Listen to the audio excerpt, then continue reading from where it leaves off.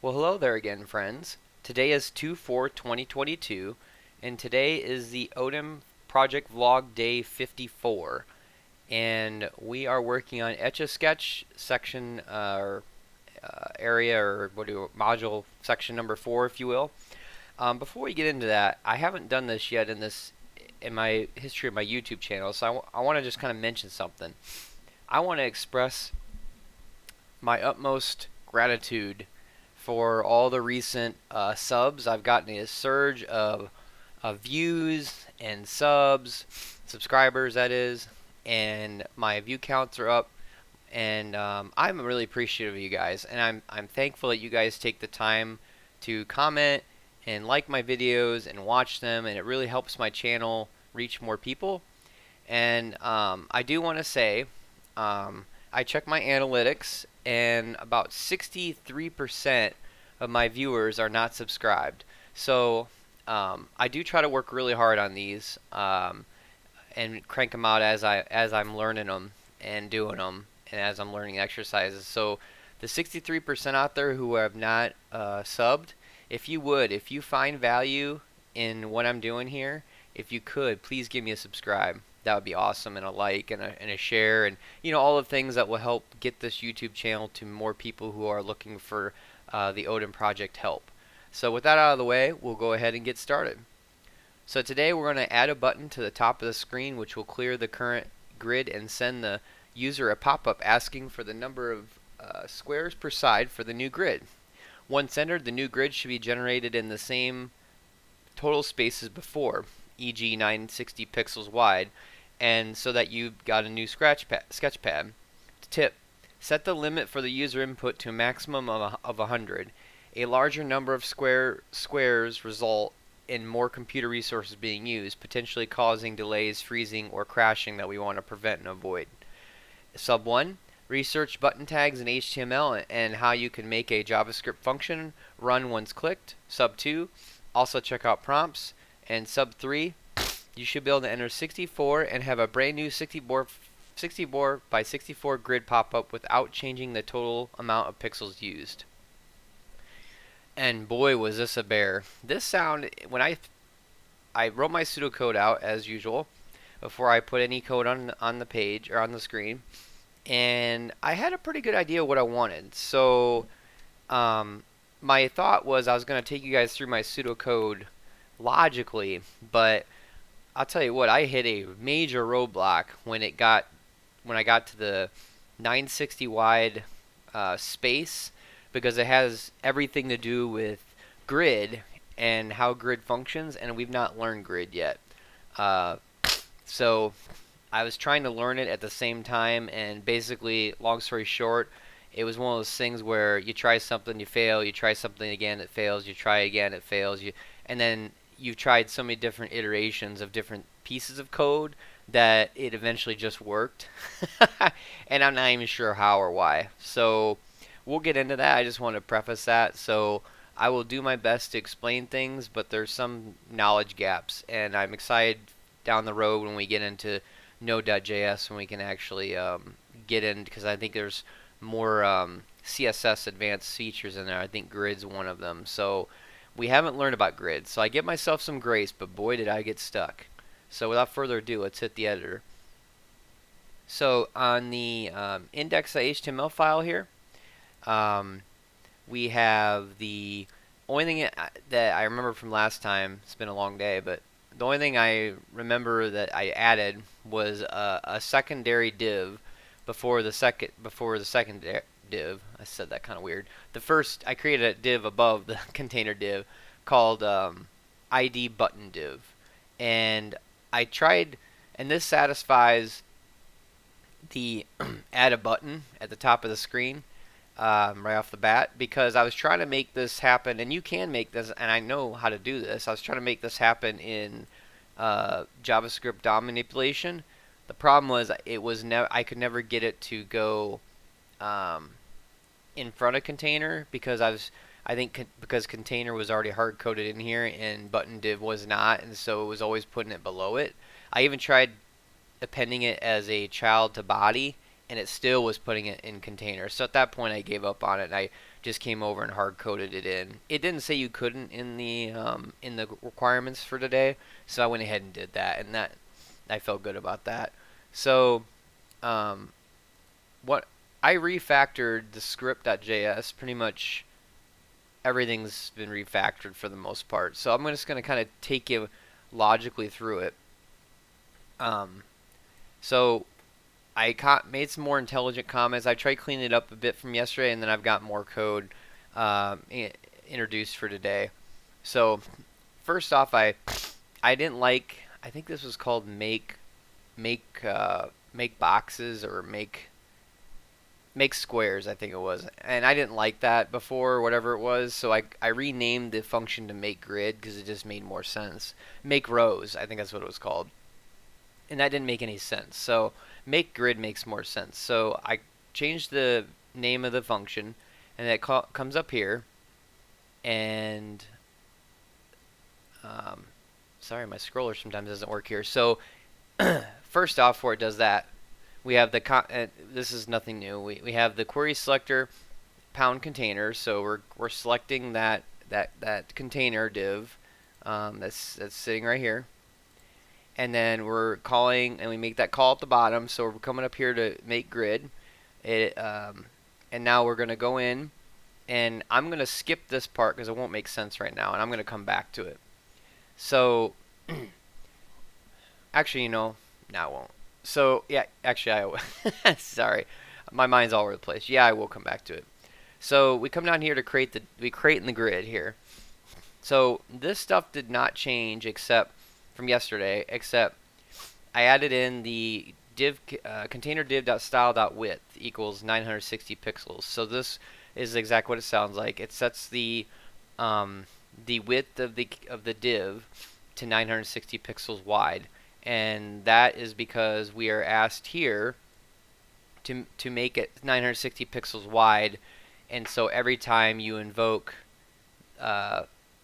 the button that we'll get to, it'll bring up a new grid, a new sketch pad, as they call it, of the same size, no matter how many pixels, no matter how many squares you tell it. I'm kind of getting ahead of myself, but you'll see. And then I have container.divs overflow equals hidden. This part is where it got sketchy on me. So what happens is the div container. You know what? I'm actually going to skip some of that because it's going to be better seen in the dev tools. Just remember that I've got this set here as overflow equals hidden. That basically means that the div will not if the squares go over the 960 pixel width, they will be hidden. They won't bleed over, and it's called CSS. I think they call it CSS grid bleed or something like that. This keeps it from doing that, so it hides it, and it doesn't allow it to, well, I shouldn't say it doesn't allow it. It still will flow over. This just hides it so it doesn't show up on the screen in the browser. And then we have a for loop, which is the exact same thing as last time, except I added a few things. So I added a square.style.minimum height equals 0, and a minimum width equals 0, and then that overflow hidden again. The min and height is, through my research, I found that if you don't zero out the minimum width and the height, the browser, if you remember, it's kind of like Flexbox. So what it'll do is it will set, it will use the default value of auto, which isn't what we want here, because auto will basically give you random results, and we want our squares to all be the exact same height and width, and we don't want variations in that, especially when we're running through an iterated loop like this.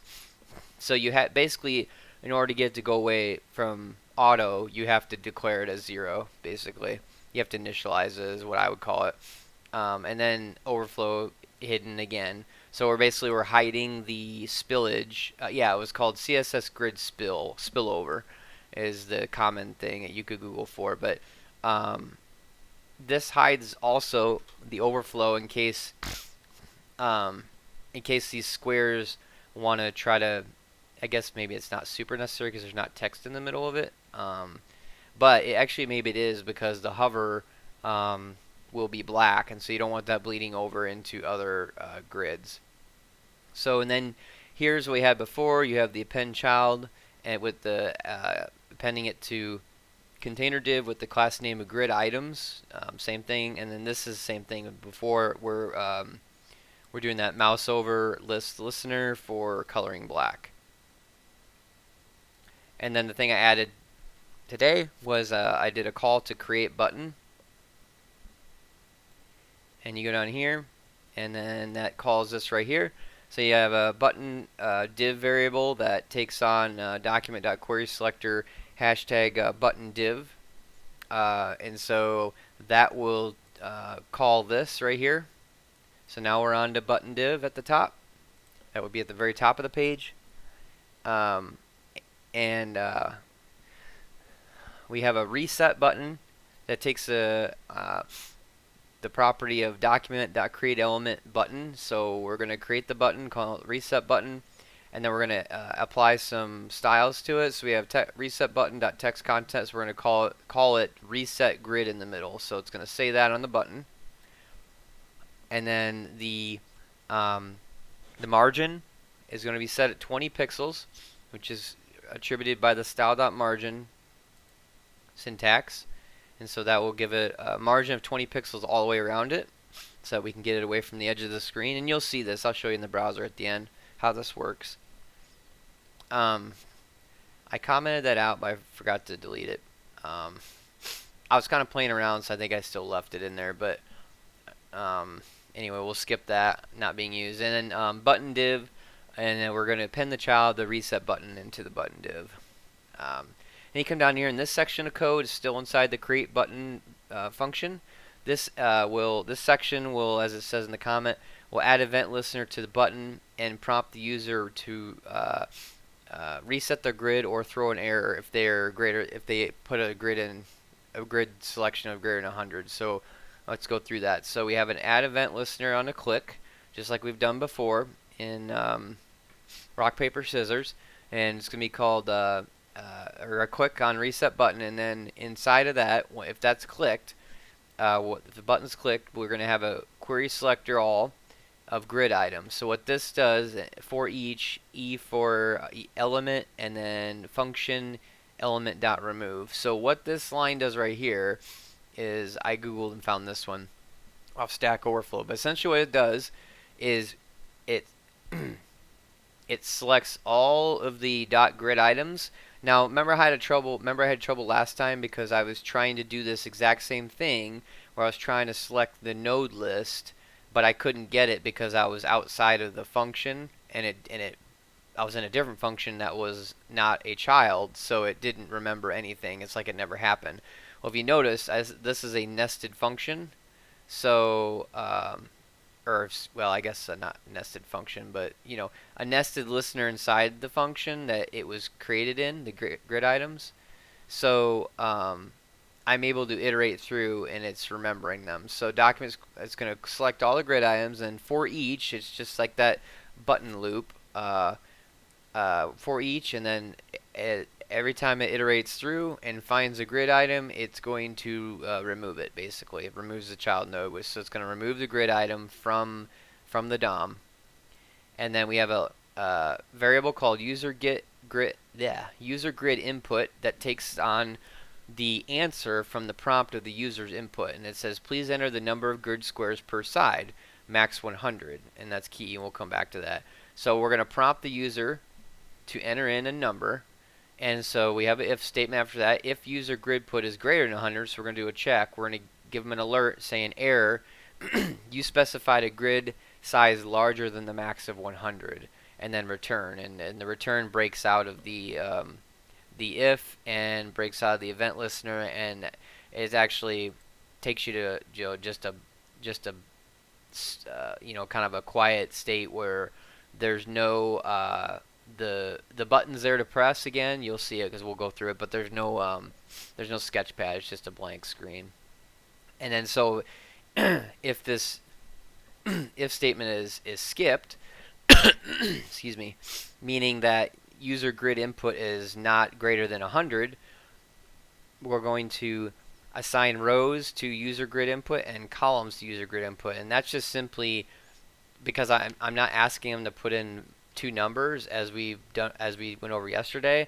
I'm not asking them to put in 16 rows and 16 columns. I'm just asking them to put in how many grid squares per side they would like. So it's just one number. So basically I'm taking that number and applying it to rows and columns so that I can put that into the arguments that will get put into the make grid parameters. So that's what's happening here. Then I call make grid rows and columns, and then it loops right back up here and starts over. And so now I want to come back to this top part now that it makes a little more flow sense. So down here, if we pass through this, it's not an error. It's less than 100, so it's not a error state. And these get assigned, and then we call make grid. It's going to go back up. Now remember, we created the button right here. So we created the button here, and it's still there. So when we come back up, I had to create a mechanism for removing that button. So what I creatively decided to do is I created a while statement. So what this says is while the button, because we're going to select the query selector button, so while the button is not null, because reason why I got that is because when I first ran this without this code, without this piece, I got a I got a null error, and it's great exercise in running it through your browser and running the DOM, because I got an error that I wouldn't have seen it any other way, but ran it not through the DOM, through the console.logs, and it said that I got an error saying that this was null because button was not there. So basically I'm saying while the button is not null, it will remove it. So basically it's this saying, this while statement is looking for the button, and if it sees a button, it meaning that it's not null, meaning there's something there, it's going to do a dot remove, which simply just removes the query selected button. And so if the while statement is null, that means there's nothing there, and that's actually a false positive. I know it's kind of a weird thing to think about, but then we break out of the while and we go back down here and we go and create the grid and start all over again. I know it's kind of a backwards way to think about it. It maybe isn't the best way to do it, but I really like that. I like what I came up with, so I'm going to keep it, unless it causes me problems down the road, but it hasn't yet. It's a great check, and it gets rid of that button. Because if the key is you have to get rid of it, because if you don't, because I didn't have any of this block of code in here before, and so when it would run, everything would be great. It would be fine and dandy until it comes down here to create button, and then it starts to create button, and what it does is it creates another button, because it doesn't know any better. So because I'm telling it to create an element, so what it would do is just keep creating buttons and buttons and buttons all over the page. They weren't doing them on top of each other, but they'd stack them, horizontally next to each other in the div. So that's why I put that piece of code in there. So the other thing I want to show you before we get to the browser is real quick. The only thing I did to the CSS is I added this min-max, and boy, this was a struggle. This took me forever to figure this out. But essentially, don't want to butcher this. So the min-max, I'll go here out to one of the websites. So this is MDN. This is basically the syntax, basically for a repeat command with a min-max in it, and you have to have that. It's kind of the same principle as we had with the min and the max. Same principle as we had with the minimum height and minimum width. We had to zero it out here because it's set at auto if you don't, and the same thing applies here. So, to the CSS. So if you don't have this in here, what it does is it assumes that your minimum is set to auto when you don't have this command in here. Just look at my video from yesterday and you'll see what this looked like before, because I didn't take any screenshots. So I'm going to read to you real quick one of the websites that kind of explains it a little bit. Because one FR, which if you don't know is it stands for fraction, so it's a fraction of a unit. Because 1FR is equivalent to min-max, there it is, auto 1FR by default. When you use min-max 0 1FR, that's something different than standalone 1FR. In the first case, for 1FR, the track cannot be smaller than the size of the grid item. Again, this here might be a little hard to understand. I don't quite grasp it all myself because we've not been over grid yet, and we won't be going over grid until we get done with foundations. So just kind of take that with a grain of salt if you would. But in the first case, the track cannot be smaller than the size of the grid item. Inside is auto. In the second case, where we use min max 0 1FR, the track is free to resize to a 0 width height. And that's key. That's basically the key, is kind of reiterating that when you set this min max and use 0, it takes that 0 and applies it instead of auto, so the track's free to resize. Because that's essentially what this is doing, is repeat var is creating a repetitive grid columns, which is 1, and it just keeps repeating it until you're done creating all of your squares as we defined in the JavaScript. And so if you don't use this, basically your grids won't, they'll bleed out outside of the div and create an what am I trying to say here? I'm tired. Create an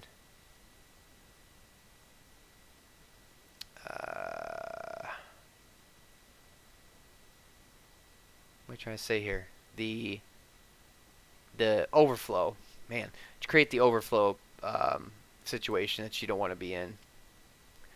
Sorry about that, guys. I spent way too much time on this today, so a little fried. Alright, so if we reset the grid, we don't really need this up here, but so see it goes through nicely, and so it's doing what it did before, and here's your reset grid button. So it asks, please enter the number of grid squares per side. So if I enter 10, there you go. It creates a 10 by 10. If you count it, there's 10 there, and there's 10 there if you count it, and if they all fill in. Reset the grid, so it goes through that function, resets everything, and you could let's run the error tests. I'll show you what 100 looks like. It's pretty crazy, actually. This is the biggest it'll go. As you can see, it's not perfect. I've got probably a bug somewhere. If you guys mention in the comments if you know what's wrong in my code that causes this, because this is the only thing I basically kind of gave up on. The fills come in great though, but for some reason the grids are kind of uneven. Like you see over here, the grids are bigger than they are here, and I think it's just because it may simply be because of my monitor. Maybe it's my what my resolution's set at or something up with the way the browser's rendering this. But so if you reset the grid, try different sizes. There's 65, so there's a little bit bigger. Still does everything it's supposed to. Reset. Let's do 101, which is going to create that error. There you go. Error check. Error. You specified a grid size larger than the max of 100. So if you hit OK, it, just like I said, it returns you back. It does that return statement and it lands you right here. So you can start over. And the same thing here. If you didn't put in anything and hit cancel, it would just go back here. And that's it. And so if you refresh it like that, what it's doing is the standard 16 by 16, because in the code, if you remember, we have the call down here to make grid 1616, and that's only there because the requirements for the for it still say to start with a 16 by 16 all the way up here in when we did it in the first section.